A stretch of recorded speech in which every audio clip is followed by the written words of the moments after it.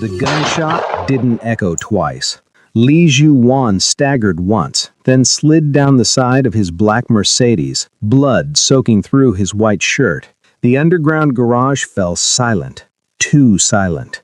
Lakeisha Bell froze behind a concrete pillar, her chest tight, her hands shaking. 20 feet away, the most feared Korean Mafia boss in the city was bleeding out. Near the stairwell, his partner Hana stared at him and did nothing. "I can't," Hana whispered into the dark. "If I call anyone outside our circle, we're dead." Another car engine revved somewhere above them. Juwan lifted his head just enough to see Lakeisha.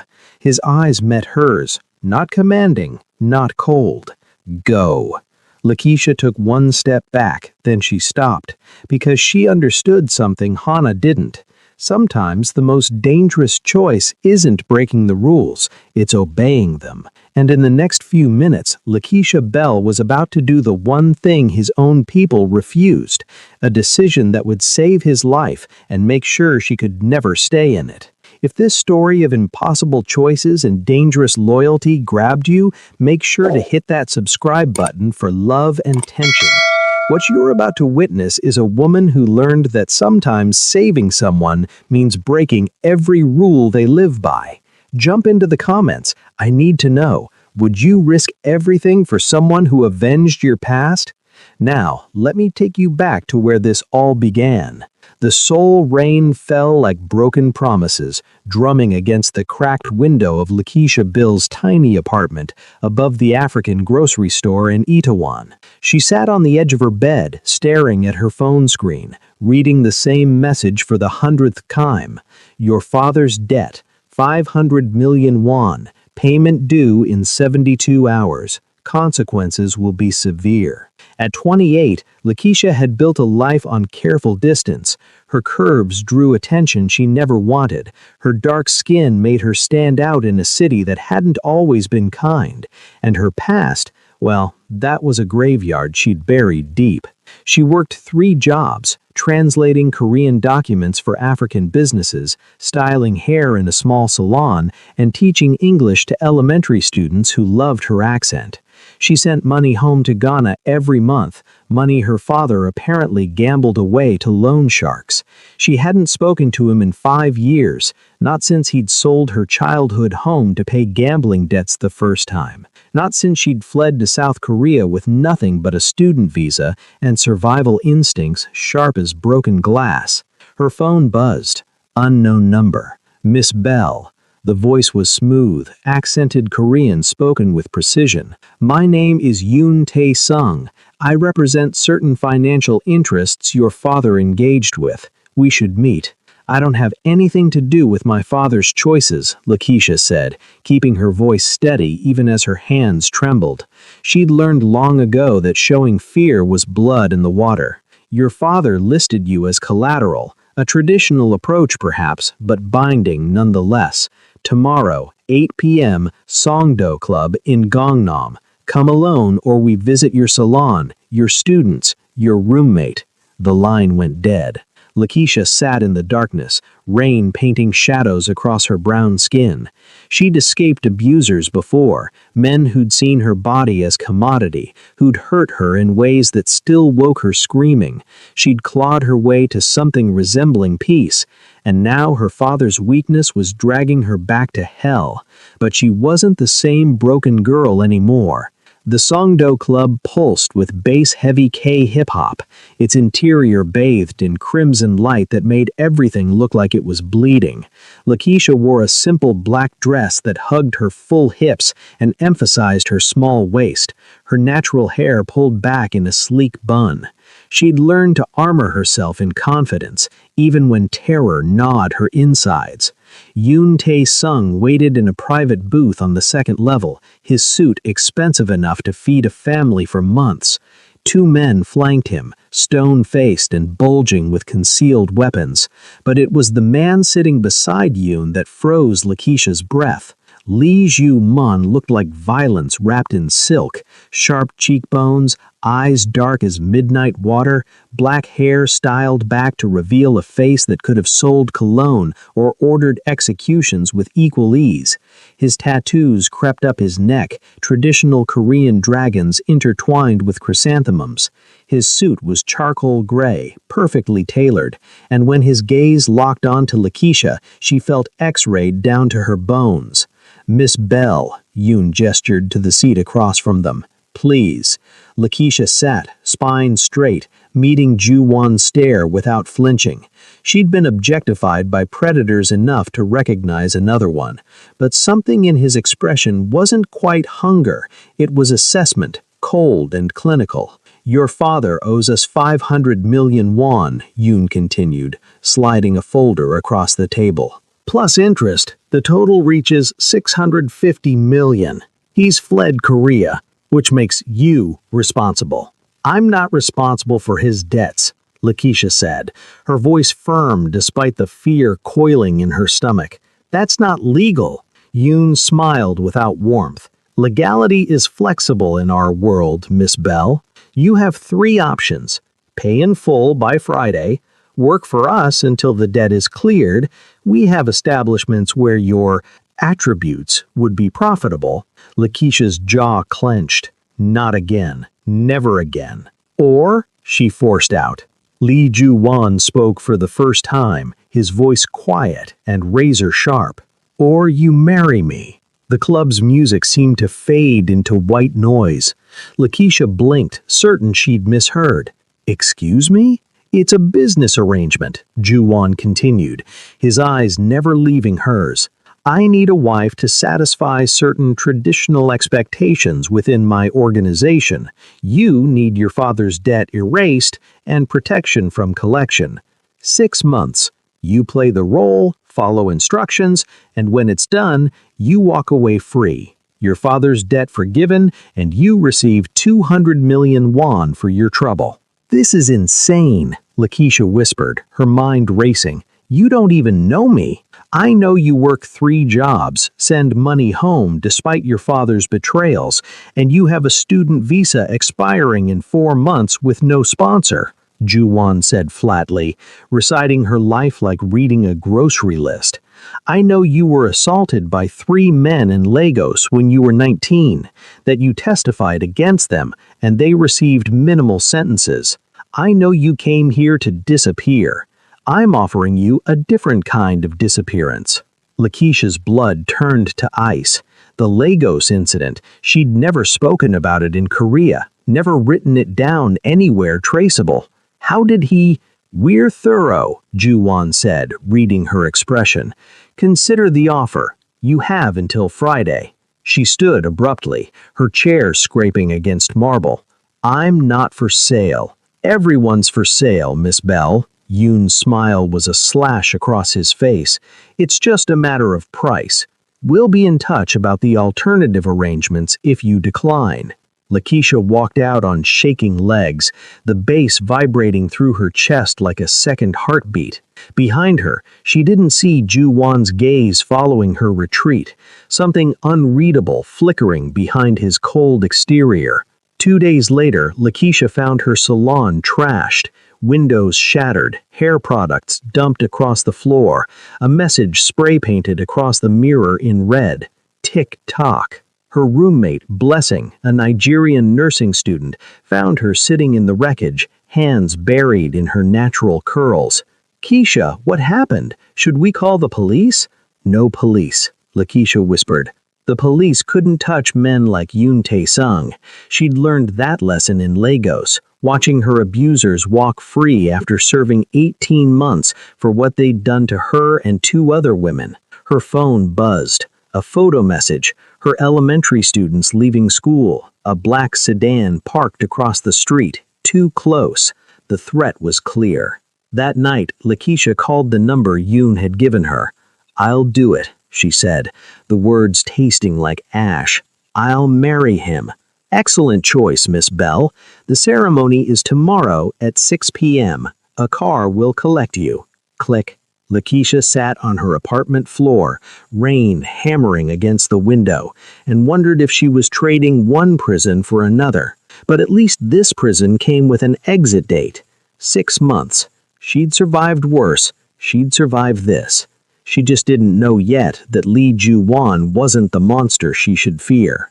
The wedding took place in a private estate in Pyeongchang-dong, where Seoul's wealthiest buried their secrets behind high walls and manicured gardens. Lakeisha arrived in a designer hanbok, traditional Korean wedding dress in ivory and gold, that had been tailored to fit her curves perfectly, clearly prepared before she'd even agreed.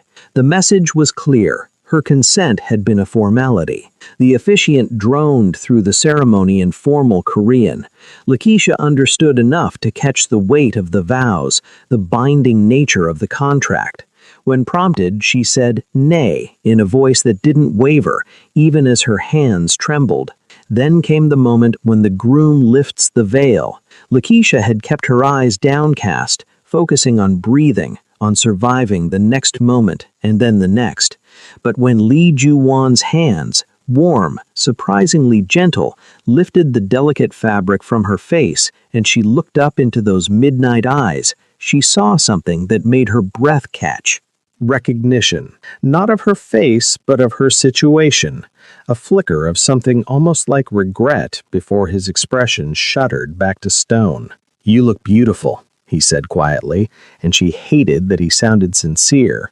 The kiss was brief, formal, his lips barely brushing hers, but even that momentary contact sent an unwelcome jolt through her system. Not attraction exactly, but awareness.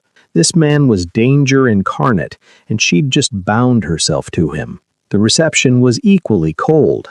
Guests congratulated Ju-won with tight smiles and envious glares at Lakeisha, who stood beside him like an exotic acquisition. She caught fragments of whispered Korean. Foreign woman. Unusual choice. Wonder what he sees in her. Probably a fling. Let them wonder. She'd be gone in 6 months. But as Ju-won led her to the black Mercedes waiting to take them to his estate, his hand settled on the small of her back, proprietary and warm through the silk. He leaned close, his breath ghosting against her ear. "The performance starts now, Lakeisha. In public, you're my devoted wife. In private, you're free to hate me. But never, ever try to run. The consequences would be unfortunate." She met his eyes, her own blazing with defiance she couldn't quite suppress. "I agreed to 6 months, not a second more." His smile was sharp as a knife. "We'll see." The Mercedes pulled away from the estate, carrying Lakeisha toward a gilded cage she'd willingly entered. She watched Seoul's lights blur past the tinted windows and wondered, not for the first time, if survival was worth the price she'd just paid. Behind them, Yoon Tae-sung watched the car disappear, exchanging a loaded glance with a woman in the shadows, Hana, Ju-won's partner in the organization. Her expression was unreadable, but her hand clenched tight around her champagne glass until the stem cracked. "This won't end well," Hana murmured. "It never does," Yoon replied. "That's what makes it interesting." The trap had closed, and Lakeisha Bell had no idea that the real danger wasn't the man she'd married. It was the ones who'd engineered the marriage in the first place. The Hanam-dong estate sprawled across a hillside like a sleeping dragon, all clean lines and floor-to-ceiling windows that offered panoramic views of the Han River. Lakeisha had seen wealthy homes before, but this was something else. Minimalist luxury that whispered rather than shouted its price tag. Everything was black, white, or gray, from the Italian marble floors to the custom furniture that probably cost more than she'd earn in a lifetime. A housekeeper, an older woman named Mrs. Beck, who spoke no English, led Lakeisha to the master bedroom on the 3rd floor. The space was enormous, dominated by a king-sized bed with charcoal silk sheets and a sitting area that overlooked the glittering city below. Her suitcase, the battered thing she'd brought from her apartment, looked obscene against all this perfection. Lee Ju-won appeared in the doorway 20 minutes later, having shed his wedding jacket for a simple black t-shirt that revealed the full extent of his tattoos. dragons coiling up both arms, disappearing beneath the fabric. He looked younger this way, less like a mafia boss, and more like the dangerous men who'd lurked in Lagos nightclubs, the ones Lakeisha had learned to avoid.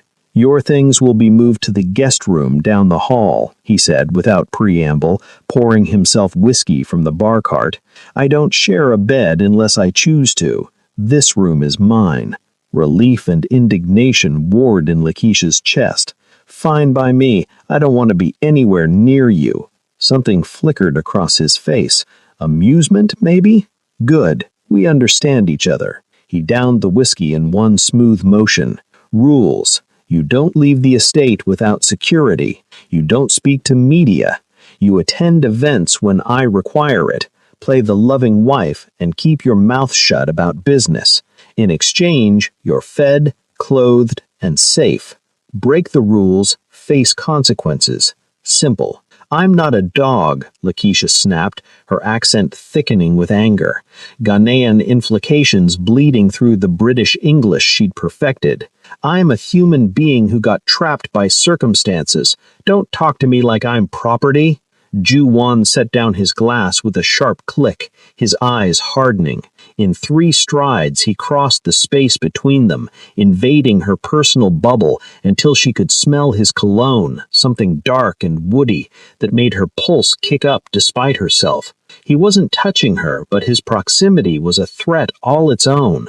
"You are property, Lakeisha," he said softly, each word precisely enunciated. "You're an asset I purchased to solve a problem. The moment you walked into Songdo Club, you became part of my world, and in my world, assets that malfunction get liquidated." She should have been terrified. Part of her was. But a larger part, the part that had survived Lagos, that had rebuilt herself from nothing, refused to cower. "Then liquidate me, because I won't be broken again. I've already been through hell. Your threats are just noise." For a long moment, they stood locked in a silent battle of wills, her brown eyes blazing into his black ones. Then, unexpectedly, Ju-Wan stepped back, something shifting in his expression. "You're not what I expected," he said, and this time his voice lacked that razor edge. "Most women in your position would be crying or begging by now." "I'm not most women," Lakeisha replied, forcing her heartbeat to slow. "I learned a long time ago that tears don't stop monsters. Action does. So if we're stuck in this arrangement, here's my rule. Respect goes both ways, or you'll have 6 months of hell. Your choice." A smile ghosted across his lips, there and gone. "I think I'm starting to understand why my background check flagged you as difficult." "Your background check doesn't know half of what I survived," Lakeisha said quietly. "Those men in Lagos, they thought they owned me too, but I'm still here, and they're rotting in their own misery. Remember that." Ju-Wan studied her for another heartbeat, then nodded once. "Your room is 2 doors down. Mrs. Bake will show you. Breakfast is at 7. Don't be late. I hate tardiness." He moved toward the door, then paused. "And Lakeisha, that fire in you, keep it. You'll need it." He left, and Lakeisha released a breath she hadn't realized she'd been holding. Her hands were shaking, adrenaline crash hitting hard. She'd just challenged a mafia boss in his own home. Either she was brave or suicidal. Time would tell which. The first week passed in a strange, suspended reality. Lakeisha's days developed a rhythm. Wake at 6, avoid Ju-Wan at breakfast by eating earlier, spend mornings reading in the extensive library, afternoons wandering the estate's gardens under the watchful eyes of security, evenings alone in her room. The guest bedroom was smaller than the master, but still luxurious. Queen bed with Egyptian cotton sheets, ensuite bathroom with a tub big enough to swim in, and a walk-in closet that had been stocked with designer clothes in her exact size. Everything fit perfectly. Everything was expensive. Everything felt like chains wrapped in velvet. Ju-Wan was largely absent, conducting his business in the city. When their paths crossed, they maintained icy politeness.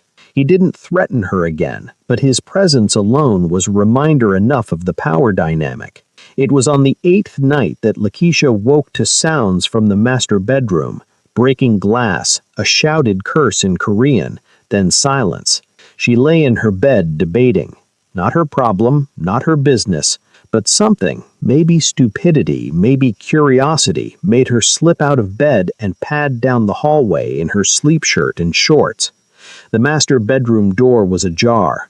Through the gap she could see Ju-won sitting on the floor beside his bed, surrounded by broken whiskey bottle fragments, his head in his hands. Blood dripped from his right palm where he'd apparently cut it.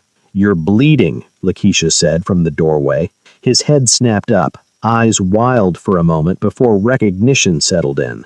"I didn't hear you." His voice was rough, raw in a way she'd never heard. "You're drunk." Astute observation, but he didn't move to get up, just stared at the blood pooling in his palm like he'd forgotten how injuries worked. Against her better judgment, Lakeisha entered the room and crouched beside him, carefully avoiding the glass. "Let me see. I've patched up worse in worse places," she interrupted, gently taking his hand. The cut was deep but clean, slicing across his palm below the thumb. "Do you have a first aid kit?" He gestured vaguely toward the bathroom. Lakeisha retrieved it, then set about cleaning and bandaging the wound with practiced efficiency. She'd learned field medicine by necessity in Lagos after the attacks, when hospitals asked too many questions. Ju-won watched her work in silence, his breathing gradually evening out. This close, she could see details she'd missed before.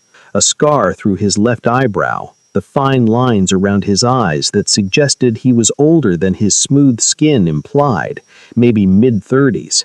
And something else, exhaustion so bone-deep it radiated off him like heat. "Why are you helping me?" he asked quietly. Lakeisha tied off the bandage with more force than necessary. "Because I'm not cruel, unlike some people." "I haven't been cruel to you." She met his eyes, her own hardening. "You bought me like livestock to solve your image problem. That's pretty cruel where I come from." "I saved you from your father's debt," he countered, but there was no heat in it. "Just weariness. You trapped me in a different cage," Lakeisha replied. She should have gotten up and left. Instead, she found herself asking, "Why do you drink alone in the dark?" For a long moment, she thought he wouldn't answer. Then, ghosts. We all have them. It was the most human thing he'd said to her, and against every instinct screaming at her to maintain distance, Lakeisha understood. "Lagos gave me mine. What gave you yours?" Ju-won's laugh was bitter. "Soul. Family. This life." He gestured vaguely at the opulent room. "Everything I built, everyone I've killed to build it. You think this empire doesn't have a price? Then why do it? Because I'm good at it." He looked at her, really looked, and Lakeisha saw something crack in his armor. "My father was a loan shark, small time. He taught me young, the world is predators and prey. I decided I'd rather be the predator. Now I own half the clubs in Gangnam, run protection for businesses in 4 districts, and politicians return my calls. Success." The word dripped with self-loathing. Lakeisha sat back on her heels, processing. This wasn't the monster she'd built in her head. This was just a man drowning in choices he couldn't undo. It didn't excuse anything, didn't make her situation less fucked, but it complicated things. "The men who hurt me in Lagos," she said slowly, choosing words carefully, "they were predators too. They took turns because they could, because I was alone and vulnerable, and they faced no consequences. One of them was a police officer. Another was my mother's friend. The third was my boyfriend." Ju-won's eyes sharpened, the drunk haze receding. "Jesus." "I testified anyway, put them in court, told the world what they'd done. They got 18 months, out in 12 for good behavior. And I got death threats. My family disowned me for bringing shame, and I had to flee to another continent to feel safe again." Lakeisha stood, brushing off her shorts. So when you talk about predators and prey, I know exactly what you mean. I've been prey. Now I'm just trying to be neither. She moved toward the door, then paused. Clean up the glass before you sleep. I'm not bandaging you again. Lakeisha, his voice stopped her. Those men, the ones from Lagos, if I could find them. Don't, she said sharply. I'm not asking for your vengeance. I'm not asking for anything except my freedom when this contract ends. But as she walked back to her room, she couldn't shake the look in Ju-won's eyes when she'd told him, like he was calculating coordinates to 3 different targets across international borders. And buried beneath her anger, a small traitorous part of her thought, what would justice look like if someone with real power actually cared? She crushed that thought before it could take root. Dangerous thinking. Ju-won wasn't her savior, he was her captor. Nothing more. The next morning, Lakeisha found an envelope outside her door. Inside, newspaper clippings, police reports, and photographs. 3 men, the ones from Lagos. All recent articles, dated within the last month. Officer Chukwu, arrested for corruption, facing 20 years. James Adewale, business collapsed, bankrupt, wife left. David Mensah, hospitalized after accident, permanently disabled. No note, no explanation. But when Lakeisha came down for breakfast, Ju-won was already there, drinking coffee and reading the news on his tablet. His right hand was properly bandaged now, professionally done. Sleep well? He asked, without looking up, his tone neutral. Lakeisha set the envelope on the table between them. This was you. I have resources, I use them. He met her eyes, his own unreadable. Consider it a wedding gift. I told you not to ask my permission. I didn't. He returned to his tablet. Those men hurt you because they could. Now they're paying because I could. The world balances out. Lakeisha should have been horrified, should have condemned this vigilante justice. But staring at the photographs of her abusers finally facing consequences, real consequences that would follow them for life, all she felt was a dangerous, intoxicating satisfaction. Thank you, she whispered before she could stop herself. Ju-won's eyes flicked up, surprise flickering across his features.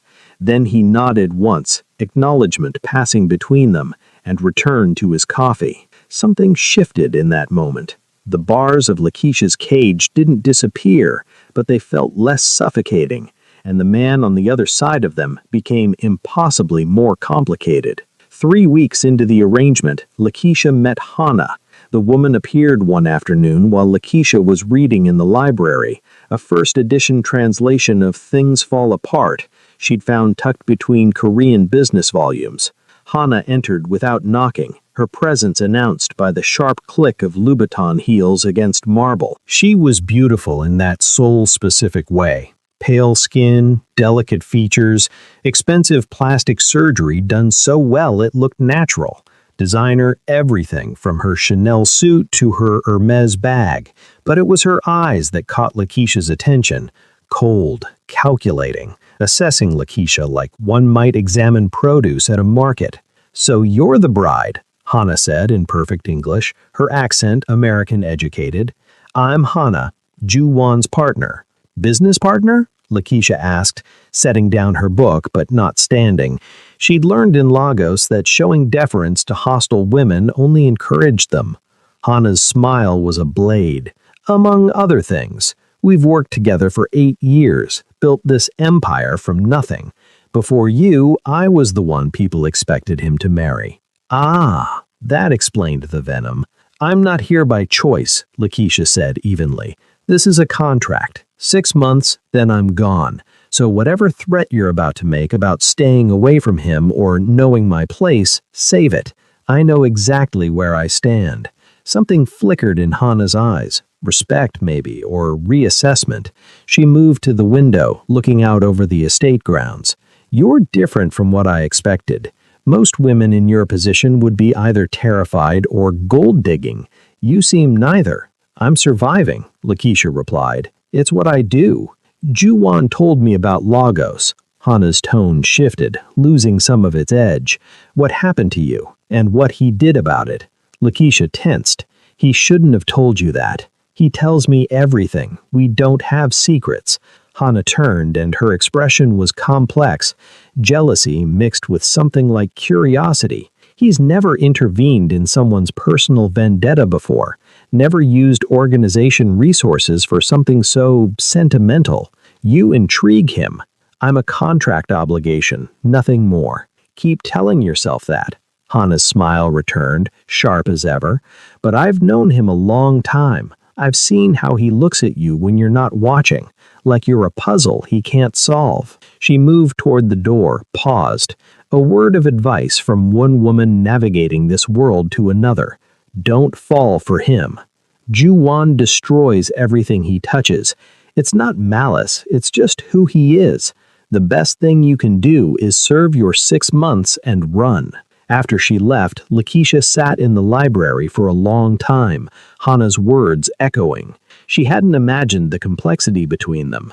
Ex-lovers, maybe, or unrequited feelings on Hannah's side. Either way, it added another layer of complication to an already impossible situation. But Hannah was wrong about one thing. Lakeisha wasn't in danger of falling for Lee Ju-won. She was in danger of understanding him. And understanding, she'd learned, was the first step toward caring. She needed to be more careful. The first public appearance as Ju-won's wife came 2 days later, a charity gala at the Sheila Hotel benefiting children's hospitals. Lakeisha wore a crimson gown that had been delivered that afternoon, form-fitting with an elegant train, her natural hair styled in an updo that took Mrs. Beck 3 hours to perfect. Diamond earrings, real ones Ju-won had noted casually, completed the look. When she descended the stairs, Ju-won was waiting in the foyer, devastating in a custom tuxedo. His eyes traveled over her slowly, appreciation clear in his expression. "You'll be the most beautiful woman there," he said quietly. "I'm the decoration on your arm," Lakeisha replied, but there was less venom in it than before. "Might as well be an attractive one." In the limousine, Ju-won briefed her on who would be attending. Politicians, chaebol heirs, fellow crime bosses masquerading as legitimate businessmen. Smile, nod, let me do the talking. If anyone asks about our relationship, we met through mutual friends, fell in love quickly, married despite cultural differences because love conquers all. The sarcasm in his voice was palpable. Love conquers all, right, Lakeisha repeated dryly. Can you sell it? She turned to look at him fully. I survived 3 men assaulting me and put them in court afterward. I rebuilt my life in a foreign country with no family support. I think I can pretend to love my husband for a few hours. Something passed across his face. Admiration, maybe. You're stronger than most of my men. Your men haven't had to be. The gala was exactly as oppressive as Lakeisha anticipated. Curious stares followed them everywhere, whispers trailing in their wake. She caught fragments of Korean, his African wife. Unusual choice. Wonder how long it'll last. She'd become fluent enough in the language over the years to understand she was being discussed like a fascinating exotic pet. Ju-won's hand stayed firm on her waist, possessive and warm. To outsiders, they looked like besotted newlyweds. Only Lakeisha felt the tension in his grip, the performance beneath the performance. They were circulating through the crowd when a drunk businessman, some chaebol heir with too much soju in his system, blocked their path. "FIANCEE," he slurred in Korean, swaying. "Introduce me to your beautiful bride." "Assemblyman Park," Ju-won replied coolly. "This is my wife, Lakeisha." Park's eyes raked over her in a way that made Lakeisha's skin crawl. The same predatory assessment she'd endured in Lagos, in Ghana, in too many places. Such an exotic choice. "Tell me, does she speak Korean, or is she just for decoration?" Lakeisha felt Ju-won tense beside her, but before he could respond, she stepped forward, switching to flawless Korean. "I speak it well enough to know you just insulted me, Assemblyman Park, and I'm educated enough to know that men who drink too much often say things they'll regret in the morning. Perhaps you should get some water. Park's face flushed crimson, whether from alcohol or embarrassment, unclear. Around them, several people had stopped to listen, including Hana, who watched from across the room with an unreadable expression. I didn't mean, Park stammered. Of course you didn't, Lakeisha said smoothly, switching back to English, her smile pleasant and absolutely deadly. Just a cultural misunderstanding. Now, if you'll excuse us, my husband and I were just leaving. She took Ju-won's arm and steered him away, feeling the weight of dozens of eyes following their exit. Once they were in a quiet corridor, Ju-won stopped her, turning to face her with an expression she couldn't quite read. That was necessary, Lakeisha finished. I'm not going to stand there and let drunk men disrespect me. Not anymore. If that damages your reputation, I'm sorry, but I'm done being quiet. To her shock, Ju-won smiled, a real smile, reaching his eyes. That was perfect. Park's been trying to undermine me for months. You just humiliated him in front of half of Seoul's political elite. He laughed, the sound genuine and surprised. You're magnificent when you're angry. Lakeisha felt heat creep up her neck that had nothing to do with the champagne she'd been sipping. I just did what I had to do. No, Ju-won said, his hand coming up to cup her cheek, a gesture so unexpected and gentle that Lakeisha froze. You did what you wanted to do. There's a difference. And it was extraordinary. For a moment they stood like that, his hand warm against her skin, something electric and dangerous crackling between them. Then Hana appeared at the end of the corridor, her expression carefully neutral. We should go. There's a situation that needs your attention. Ju-won dropped his hand, the moment shattering. I'll be right there. He looked at Lakeisha. Take the car home. I'll catch a ride with Hana. After he left, Lakeisha stood alone in the corridor, her cheek still tingling where he'd touched her, her heart doing complicated things in her chest. Don't fall for him, Hana's voice echoed. He destroys everything he touches. Lakeisha pressed her palm against the cool marble wall, forcing her breathing to steady. This was just a contract, just a performance.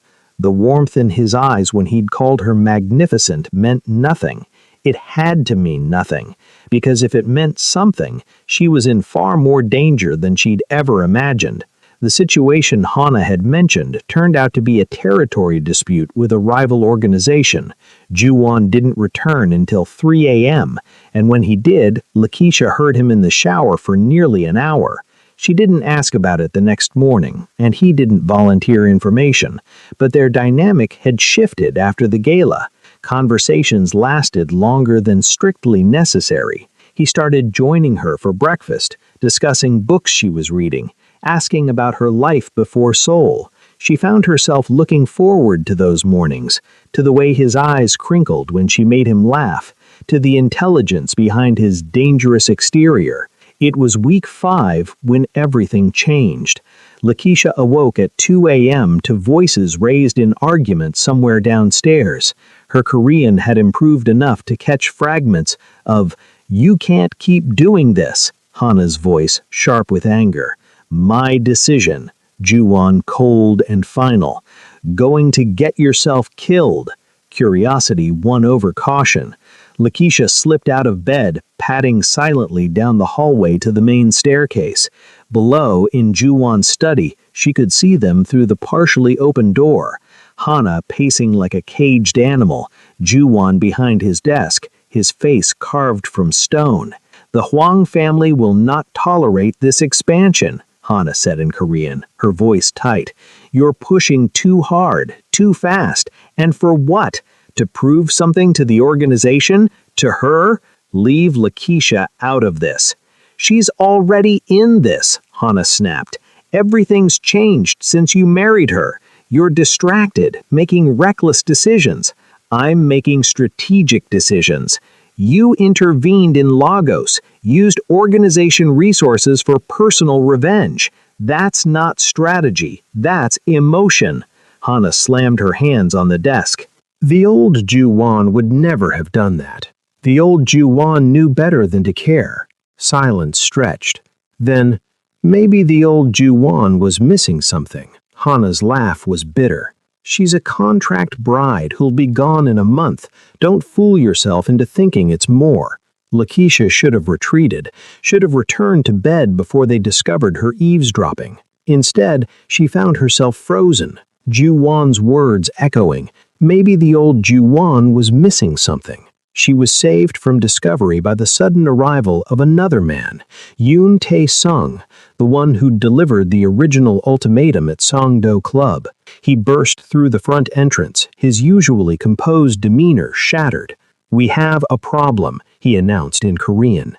"The Hwangs hid one of our warehouses, 4 men dead, shipment stolen." The room's energy shifted immediately, all previous arguments forgotten. Lakeisha watched Juwan transform from the man who'd held her face gently at the gala into something cold and lethal. "Assemble the crew," he ordered. "I want locations on every Hwang property by dawn." "This is war," Hana said quietly. "If we retaliate, there's no going back." They crossed the line. Juwan's voice could have frozen water. "We respond or we look weak. Weakness in this business is death." He moved toward the door, then seemed to sense Lakeisha's presence. His eyes found hers on the staircase, and for a moment his expression softened, almost imperceptibly. "Go back to bed," he said gently. "This doesn't concern you." But it did concern her, because she'd heard Hana's accusation that Juwan was distracted because of her, making reckless choices. And if his distraction got him killed, Lakeisha would be alone in a world that saw her as nothing more than a foreign widow, unprotected and vulnerable. She returned to her room, but didn't sleep. At dawn, she heard vehicles leaving the estate, multiple cars, armed men, the machinery of violence rolling into motion. Juwan didn't return for 3 days. Lakeisha spent that time in a state of suspended anxiety she hated herself for feeling. She shouldn't care if he lived or died. He was her captor, not her friend. The contract meant nothing beyond paper and ink. But she thought of his smile when she'd humiliated Park, his gentle touch on her cheek, the way he'd avenged Lagos without being asked. Actions that suggested he saw her as more than an asset. "Don't fall for him," Hana had warned. Too late, a traitorous voice in Lakeisha's head whispered. When Juwan finally returned, it was late evening on the 3rd day. Lakeisha was in the library when she heard the front door open, heard Mrs. Beck's exclamation of concern in rapid Korean. She found him in the foyer, borne by Yoon, blood staining his white shirt, his face pale beneath its usual tan. A gash split his left eyebrow, and he moved with the careful precision of someone trying not to show how much they hurt. "I'm fine," he was telling Mrs. Beck in Korean, waving off her fussing. "Just need to clean up." "You're bleeding," Lakeisha said from the stairs, echoing her words from weeks ago when she'd found him drunk among broken glass. His eyes found hers, and something passed between them. Recognition, relief, something deeper. "It's not as bad as it looks. That's what they always say right before they collapse," Lakeisha replied, coming down to take his other side from Yoon. "Where's the medical kit?" "I can handle this," Juwan started. "Shut up and let me help you." They got him to the master bedroom, where Lakeisha discovered the extent of the damage. The eyebrow gash, bruised ribs, what looked like a knife wound across his left shoulder blade, shallow but angry. "What the hell happened?" she demanded, cleaning the shoulder wound with practiced hands, while Juwan sat shirtless on the edge of his bed, jaw clenched against pain. "Hwang family sent a message. We sent one back. It's handled." "Handled," Lakeisha repeated flatly. "You look like you got hit by a truck.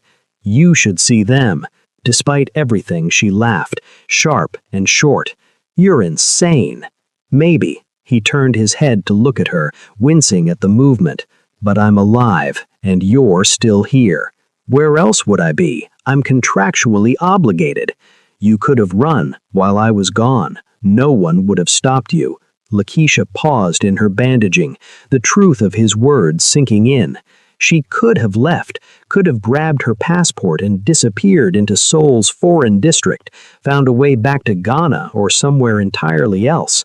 The thought had crossed her mind, but she hadn't. "I keep my word," she said instead, finishing the bandage, "even when I don't want to." Ju-won caught her hand before she could pull away, his grip firm despite his injuries. "Lakeisha, why are you really still here?" It was the question she'd been avoiding asking herself for weeks. The truth sat heavy on her tongue. "Because when I'm with you, I feel less alone than I have in years. Because you saw what was done to me and cared enough to make it right. Because somewhere between hatred and survival, I started to actually like you." But saying any of that would be admitting defeat, would be acknowledging that Hana had been right. She was falling for the man who'd bought her like property. "Because I have nowhere else to go," she lied, pulling her hand from his grip. "And because this contract ends in 3 weeks, I can survive 3 more weeks." Something like disappointment flickered in Ju-won's eyes before he shuddered it away. Right, 3 weeks. Lakeisha left him there, bandaged and bleeding, and looking far too human for her peace of mind. In her own room, she pressed her back against the door and tried to remember all the reasons why caring about Lee Ju-won was the worst possible choice she could make. The list kept getting shorter. The next 2 weeks passed in a strange, tense intimacy. Ju-won recovered from his injuries, and Lakeisha found herself spending more time in his orbit, sharing meals, watching him work from the corner of his study, listening to him take calls in Korean, and slowly beginning to understand the complexity of his empire. He wasn't just a thug with guns. He was a strategist, a businessman, someone who'd built something real from nothing. It didn't excuse the violence, but it explained the pride.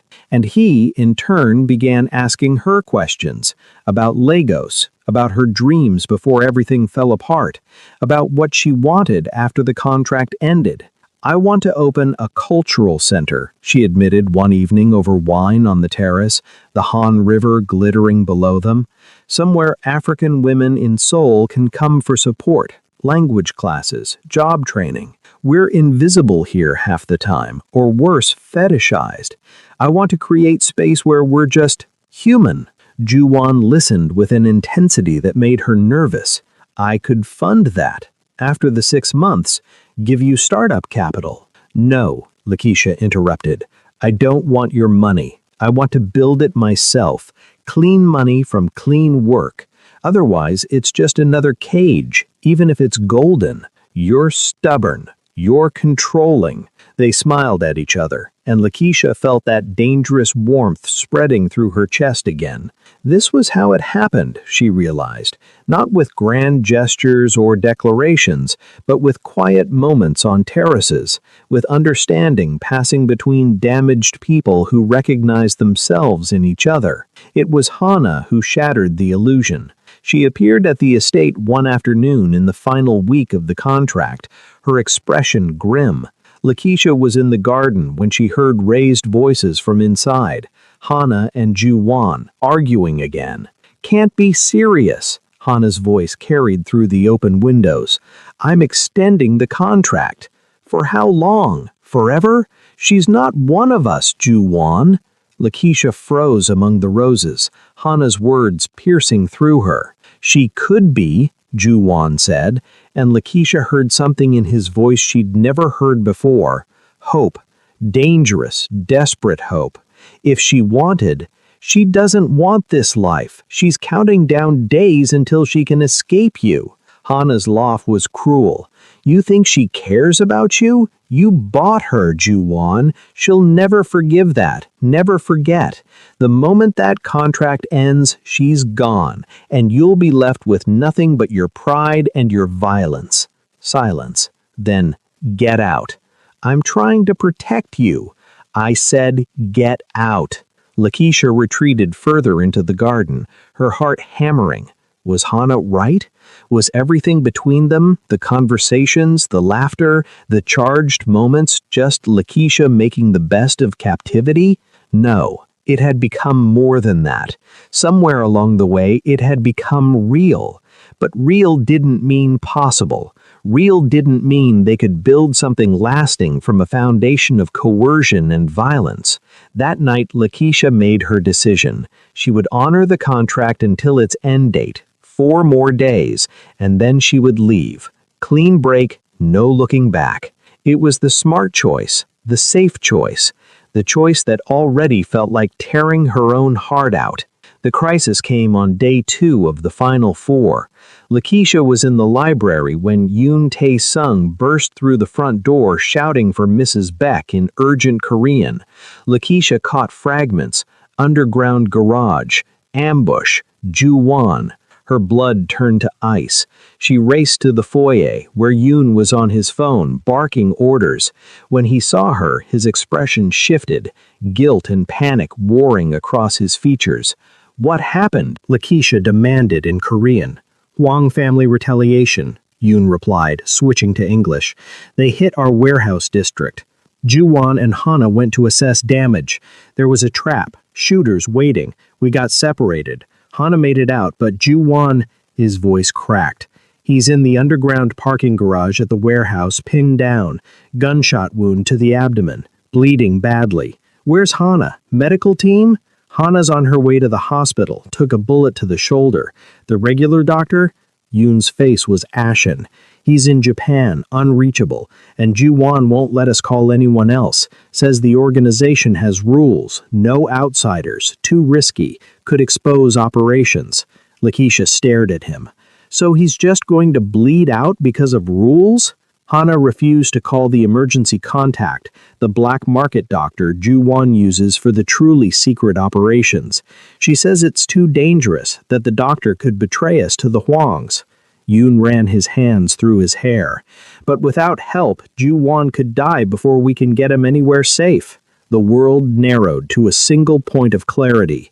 Lakeisha had survived Lagos because she'd learned when to follow rules and when to burn them down. This was a burning moment. "Give me his phone," she ordered. "What?"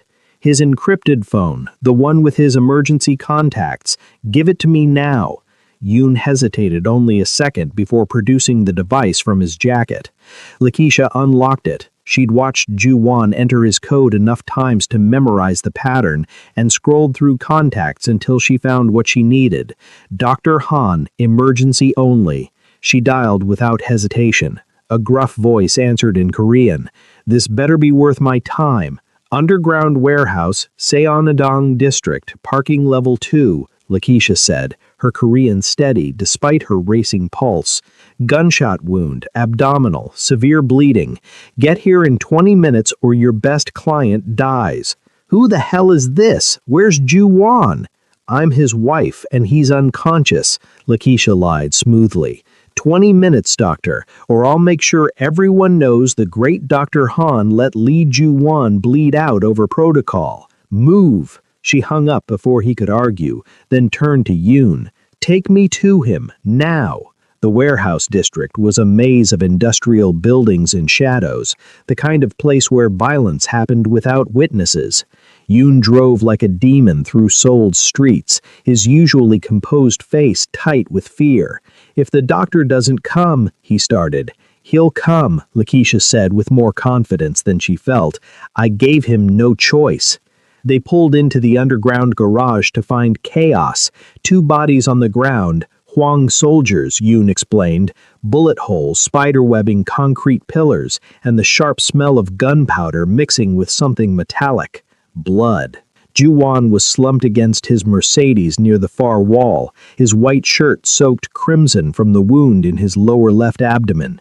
His face was ashen, lips pressed tight against pain, his gun still gripped in his right hand. When he saw Lakeisha emerge from the car, confusion flickered across his features. "What? How?" he managed, before pain cut off the words. Lakeisha dropped to her knees beside him, her hands immediately going to assess the wound. It was bad, bleeding profusely, the bullet likely still inside. Her field medicine training from Lagos kicked in, her mind cataloging what needed to happen. Pressure, elevation, keep him conscious, prevent shock. I called Dr. Han, she said, pressing her wadded jacket against the wound. Ju-won hissed in pain, but didn't pull away. You did what? His eyes widened. Lakeisha, no, that contact is forbidden. Only I can authorize. You're bleeding out, she interrupted sharply. Your partner refused to call for help, so I made the choice. You can fire me from this fake marriage later if you survive. Hana was right to refuse, Ju-won gasped, his hand covering hers on the wound, his grip weak. Dr. Han is connected to rival families. If he tells them I'm vulnerable, then we'll handle it when it happens. Right now, you need a doctor or you're dead. Everything else is secondary. He stared at her, something shifting in his eyes, recognition of what she'd just risked, what it meant that she'd broken his organization's rules to save him. Why? He whispered. The contract's almost over. You could have just let me die, walked away free. Lakeisha felt tears prick her eyes, unexpected and unwelcome. Because I care about you, you idiot, she said, the admission ripping out of her like confession. I wasn't supposed to. I fought against it. But somewhere between your avenging Lagos and you calling me magnificent and these stupid breakfasts where you actually listened to me, I started to care. So no, I couldn't just let you die, even if it's the smart choice. Ju-won's hand tightened over hers, his blood warm and wet between their interlaced fingers. Lakeisha, don't, she said, voice breaking. Don't say anything romantic or profound. You're in shock and bleeding, and... The screech of tires announced Dr. Han's arrival. The doctor emerged from a nondescript van, medical bag in hand, his face grim and professional. He took one look at the scene and started barking orders at Yoon in Korean. Lights, tools, clear a space. For the next 40 minutes, Lakeisha held Ju-won's hand while Dr. Han worked, extracting the bullet, stitching vessels, administering blood plasma from supplies in his van. Ju-won drifted in and out of consciousness, his grip on Lakeisha's hand the only thing anchoring him. When it was done, Dr. Han stood, wiping blood from his hands. He'll live, but he needs hospital care within 24 hours. This is just enough to stabilize him. He fixed Lakeisha with a sharp look. You're the wife who called? Yes. You've got steel in your spine, demanding I come like that. Ju-won chose well. He packed his equipment. But tell him we're even now. I don't make house calls for anyone anymore after this. Too dangerous for all of us. After the doctor left, Lakeisha and Yoon got Ju-won into the car. He was conscious now, pale but stable, his dark eyes fixed on Lakeisha's face as she sat beside him in the back seat. You saved my life, he said quietly. You saved mine first, Lakeisha replied. In Lagos. In different ways here. We're even. I don't think we'll ever be even. His hand found hers again, his thumb tracing circles on her palm. Lakeisha, when the contract ends in 2 days. Don't, she interrupted, pulling her hand away. Don't ask me to stay, please. Pain flickered across his face that had nothing to do with his gunshot wound. Why not? Because this, she gestured between them, at the blood on her clothes, at the violence surrounding them. This isn't sustainable. Today you got shot. Tomorrow it could be worse. And I can't... Her voice cracked. I can't watch someone I care about die in this world. I've already lost too much to violence. I won't lose more. I could leave, Ju-won said desperately. Leave the organization. Start over. You'd be hunted, you know that, and you'd resent me eventually for taking you away from what you built. Lakeisha forced herself to meet his eyes. What we have is real, Ju-won. I'm not denying that anymore, but real doesn't mean possible. Sometimes real just means painful. The car ride back to the estate passed in heavy silence, the weight of unsaid words pressing down on both of them. Ju-won recovered quickly, his body younger and more resilient than his lifestyle suggested. By the final day of the contract, he was moving around the estate with only slight stiffness, the wound healing cleanly thanks to Dr. Han's skill. Lakeisha spent that last day packing her meager belongings. She was leaving behind all the designer clothes, the jewelry, everything Ju-won had provided. She'd take only what she'd brought, her battered suitcase, her books, her dignity. He found her in the guest room that evening, watching the sunset paint the Han River gold and crimson. "You're really leaving," he said from the doorway. Not a question. "The contract ends at midnight. I'll be gone by morning." Ju-won moved into the room, and Lakeisha was struck again by how beautiful he was, dangerous and damaged, and somehow still capable of softness when he looked at her. "I'm extending your payment. 500 million won instead of 200. Enough to start your cultural center and live comfortably for years. I told you I don't want. It's not charity. It's payment for saving my life." His eyes held hers.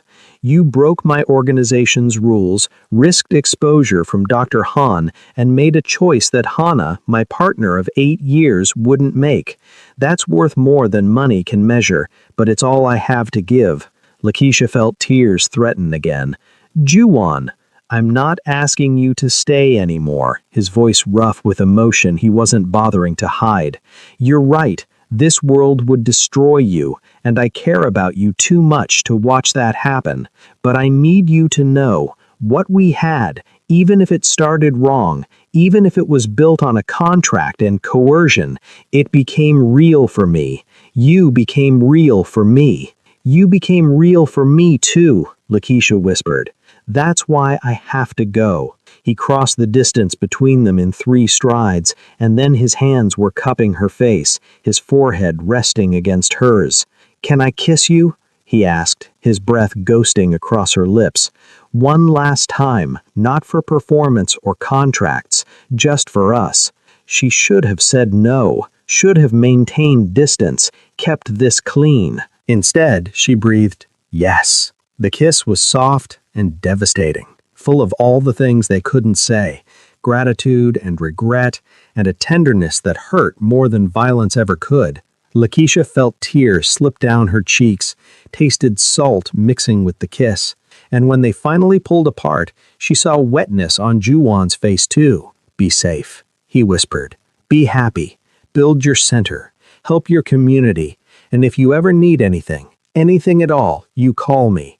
That's not a contract obligation. That's a promise." "I will," Lakeisha lied, knowing she'd never call, knowing that clean breaks were the only kind that healed right. She left at dawn, while Ju-won was still sleeping, or pretending to sleep. She couldn't be sure. Yoon drove her to the airport in silence, pressed an envelope into her hands at departures. Inside, a bank card, documentation for the 500 million won, and a handwritten note in Ju-won's precise script. "Thank you for seeing me as human. No one else ever has. J." Lakeisha boarded the plane to Accra with tears streaming down her face and a heart full of a love she'd never be able to claim.